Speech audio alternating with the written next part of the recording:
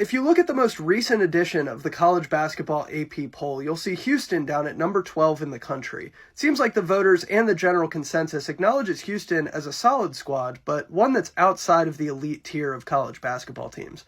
I still think they're there, guys, and it's a combination of analytics and the eye test. We'll look at the analytics. Houston's number 3 on KenPom with the number 1 defense in the country. Also number 3 on Evan Miya, number 1 on Torvik, and number 2 on Haslametrics. Any analytics site you look at is going to have Houston much higher than number 12 in the country. And when you look at Houston's actual on-court results and watch them play, I think that only further justifies keeping them in that elite tier. Here's what they did defensively against Oklahoma State. They limited the Cowboys to just 47 points on 28.6% from 2 and 21.1% from 3. They also had 8 steals and 5 blocks. It was a defensive clinic.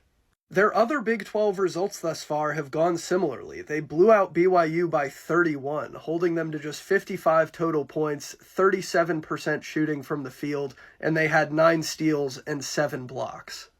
In their most recent game against TCU, Houston won by 19. The Horned Frogs scored just 46 points, shot 16% from 3, and Houston came away with 11 steals and 6 blocks.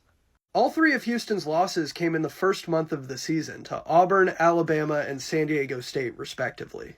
The losses to Alabama and San Diego State both came in overtime, and the loss to Auburn came by just 5 points against a team that a lot of people consider the best in the country. And if not the best, if you think Tennessee's the best, then Auburn is the second best. You don't want to play the hypothetical game too much, but I do think we're realistically a couple shots or a couple bounces away from Houston being 13-1 with the best defense in the country and their only loss coming against Auburn. I think one of the big questions for Houston entering this season was how limited they were going to be offensively, losing such a dynamic lead guard like Jamal Shead. We saw that question really play out early on against some of the best competition Houston has faced, but I think they're starting to hit their stride offensively. Maybe some of the issues still persist because I don't think Uzan is the best replacement for Jamal Shead, but I think this Houston team is only going to get better offensively as the year goes on. I understand that Houston dropped in the polls because of those 3 losses in November, but if we're being honest, I think Houston is far closer to a top 5 team than one that's outside the top 10. The defense will continue to be elite all season long. We'll see what the offense looks like, but I think it's pretty likely that we look back and think, yeah, they were much better than number 12.